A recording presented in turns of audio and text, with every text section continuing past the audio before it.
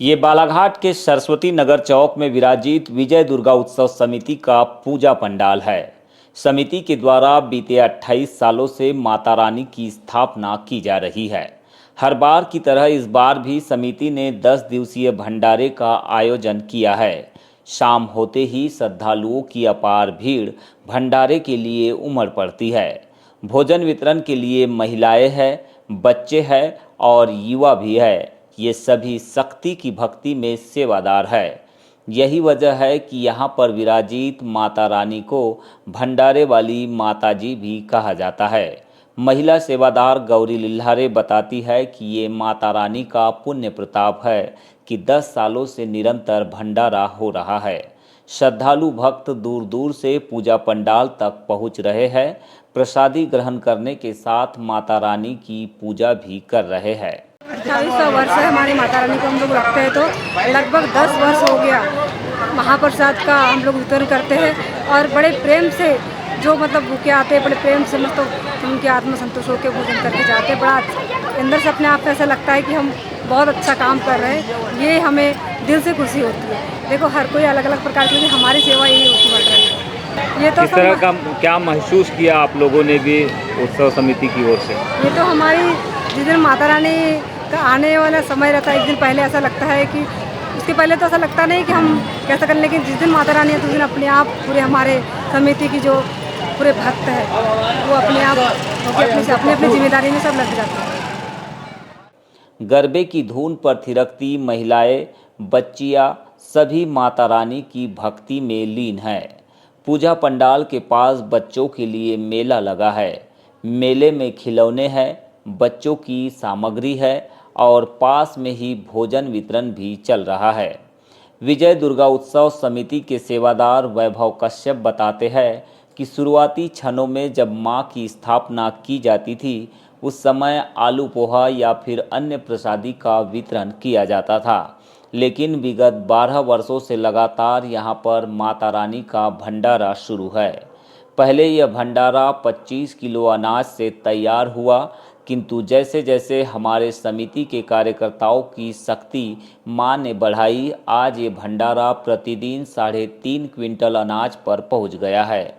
इसका उद्देश्य है कि 10 दिनों तक लोगों को आदर्श भोजन कराए, जिसमें हमारे समिति के 8 साल के बच्चे से लेकर 60 साल के बुजुर्ग तक पवित्रता के साथ अपनी सेवा दे रहे हैं। शुरू में जब हमारा माँ को हम स्थापना करते थे तो कुछ न कुछ छोटा छोटा आलू पोहा, ऐसा छोटा छोटा सामग्री बांटकर, पर इन 12 वर्षों से लगातार माँ का भंडारा प्रारंभ है। पहले ये भंडारा लगभग 25 किलो से प्रारंभ हुआ, पर धीरे धीरे जितने भी कार्यकर्ता हैं, जितने भी यहाँ रहने वाले व्यक्ति हैं, सबकी शक्ति माँ ने बढ़ाई। आज यह भंडारा लगभग 3.5 कुंटल पर प्रतिदिन पहुँच गया है और इसका उद्देश्य बहुत बड़ा है। हर व्यक्ति को भोजन तो है, पर एक जो आदर्श भोजन होना चाहिए। इन 9 दिनों में, इस 10 दिनों में हमारी पूरी समिति मिलकर, इस समिति में 8 साल के बच्चे से लेकर 60 साल के बुजुर्ग तक इस पवित्र सेवा में लगे हुए हैं। और जो यहाँ के जितने भी रहवासी हैं, उनको सबको 1-1 किलो आटा देकर 70 किलो आटे की रोटी भी सब लाते हैं। ऐसा 2 बार होता है और 2 बार पूरी भी बनती है। इस तरह से संभव हो पाया है। ये सब समाज के लोगों से मिलकर संभव हो पाया है और हर व्यक्ति ये अपना काम समझ रहा है। ये मेरा काम है, ये माँ का काम है, माँ का काम है, भाव का काम है। जितने भी लगभग 150 लोग इस काम में लगे हुए हैं। कोई प्लेट उठाता है तो कोई क्रेट उठाता है, तो कोई भोजन परोसता है, तो कोई भोजन काटने में सहयोग देता है। इतना बड़ा काम एक व्यक्ति नहीं कर सकता। पूरा जब शक्ति लगती है, पूरा समाज लगता है, जब पूरे कार्यकर्ता लगते हैं, जब इतना बड़ा काम खड़ा हो पाता है। नगर पालिका में उपयंत्री प्रीति धरते को स्वच्छ भारत मिशन का नोडल बनाए जाने पर कांग्रेसी पार्षदों ने विरोध जाहिर किया है। उनके इस विरोध को कांग्रेस के पूर्व पार्षदों का भी समर्थन है। प्रभारी नगर पालिका अधिकारी को शिकायत करते हुए कांग्रेस के पार्षदों ने मांग की है कि प्रीति धरते से जुड़े मामलों की पहले जांच की जाए, क्योंकि उनके विरुद्ध पूर्व से कई शिकायतें दर्ज है, जिसकी आज तक कोई भी जांच नहीं हुई है। नगरपालिका में नेता प्रतिपक्ष योगराज कारोलिल्हारे बताते हैं कि विद्युत शाखा की प्रभारी रहते हुए प्रीति धरते के कार्यकाल में जो विद्युत वाहन खरीदा गया था वह अब दिखाई नहीं दे रहा है, जिसकी शिकायत लंबित है। इसके अलावा पूर्व में एक बार स्वच्छ भारत मिशन की नोडल रहते हुए जो कचरा वाहन खरीदे गए थे उनकी गुणवत्ता भी ठीक नहीं थी। इसकी शिकायत पर वाहन तो वापस कर दिए गए, लेकिन जांच आज तक पूरी नहीं हो पाई है। 4 विद्युत कचरा वाहन खरीदे गए थे, उसमें टोटल भ्रष्टाचार किया गया था। वो कचरा वाहन हमारे निरीक्षण के बाद में वापस किए गए। मुख्य नगर पालिका अधिकारी के द्वारा उनको एक शोकास नोटिस दिया गया था, पर उस पर कोई आज तक कार्रवाई नहीं की गई। उन्हीं के कार्यकाल में जो ये डीजल कांड चल रहा था नगर पालिका का बड़ा जार 17-18 लाख रुपए प्रति माह का जो डीजल का बिल आ रहा था, उनके हटने के बाद आज में वो 7 से 8 लाख रुपए डीजल का व्यय हो रहा है। और ऐसे अनेकों उनके कार्यकाल में घोटाले हुए हैं। उनके ही कार्यकाल में बालाघाट नगर पालिका की स्वच्छता की रैंकिंग 3 नंबर से 21वें नंबर पे गई स्टेट रैंकिंग पर, और सेंट्रल इस पर 35वें से 73वें नंबर पे गई। यानी उनका कार्य कोई भी संतोषजनक नहीं है।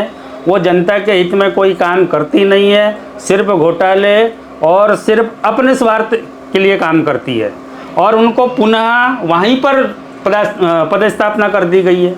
तो मैं तो ये पूछना चाहता हूँ माननीय अध्यक्ष जी से कि ऐसा आपका क्या स्वार्थ है कि आप उन्हीं को वहाँ पर नोडल अधिकारी बना रहे हो। हटा दिया गया था, जांच हुई नहीं। माननीय अध्यक्ष जी और सत्ता पक्ष के पार्षदों के द्वारा माननीय कलेक्टर साहब को एक ज्ञापन सौंपा गया था एक घोटाले की जांच करने के लिए। वो जांच कहां तक गई और उसका निष्कर्ष क्या निकला? नगर पालिका में विधायक प्रतिनिधि शफकत खान ने भी प्रीति धरते को नोडल बनाए जाने पर विरोध जताया है। उन्होंने कई महत्वपूर्ण बिंदुओं पर चर्चा करते हुए यह भी बताया कि स्वच्छ भारत के नाम पर जो होर्डिंग्स और बैनर लगाए गए उससे संबंधित 15 से 20 लाख के बिल पास कर दिए गए, जो प्रचार के नाम पर शासन की राशि का दुरुपयोग है। उनके कार्यकाल में जो अनियमितताएं सामने आई है, अभी तक उन मामलों की जांच नहीं होना और फिर से नोडल बनाया जाना यह नगरवासियों के साथ अन्याय होगा। इसीलिए उन्हें तत्काल इस पद से हटाया जाए। जांच नहीं कराया गया तो क्या कारण है कि जांच नहीं कराना और उनको पुरस्कृत करके फिर से पुनः उस विभाग का मुखिया बना के बिठा देना?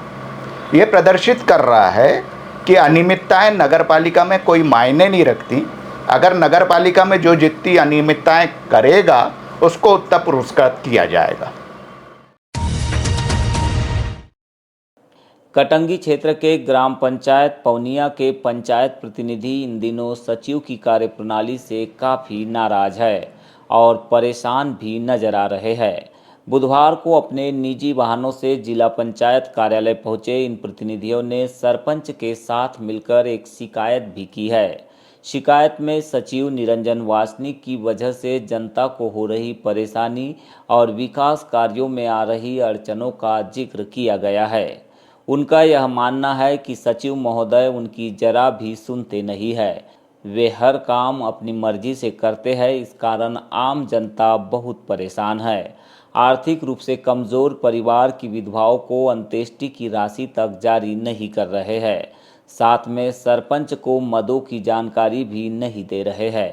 कि मदवार नहीं समझाए हैं और मदवार नहीं समझाने के कारण मुझे बहुत परेशानी होती है। कोई भी काम कराने के लिए पैसा नहीं है, ये नहीं है, वो नहीं है, बहाना करते रहता है। अभी नहीं होगा, फिर बाद में होगा, करेंगे ना जी, आराम से करेंगे ना जी। इस स्थिति में मेरे ग्रामवासी लोग बहुत आक्रोशित है और मुझे परेशान किया जा रहा है सचिव के द्वारा। और सचिव चाहता है कि इसकी बेइज्जती हो, बदनामी हो, गाँव वाले इसको अच्छा ना बोले।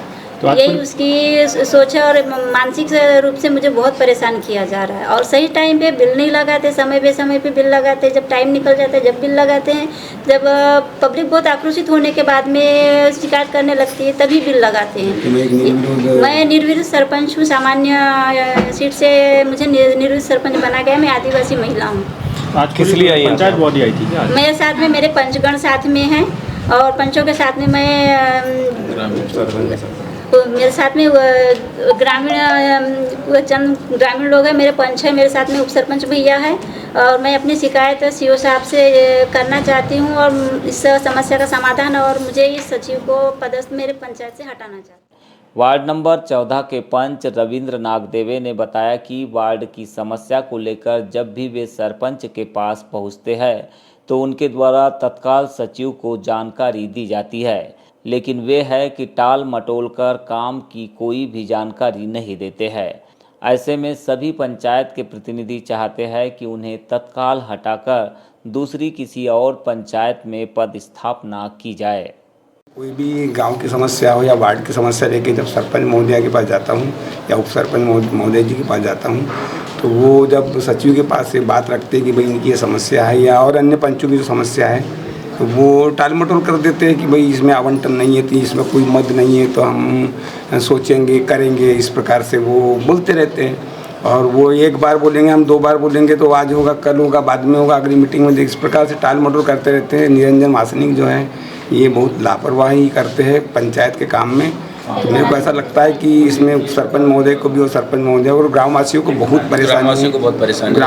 परेशानी का सामना करना पड़ता है और जो काम होना है तत्काल टाइम पे बिल नहीं लगा पा रहे, पिछले साल जून में आज पूरी पंचायत बॉडी आज पूरी हम सरपंच महोदय के साथ में उप सरपंच के साथ हम पूरी पंचायत बॉडी यहाँ पर आए हुए हैं और हम चाहते हैं कि इस सचिव को तत्काल इस पंचायत से हटाया जाए और हमारे गांव का विकास किया जाए।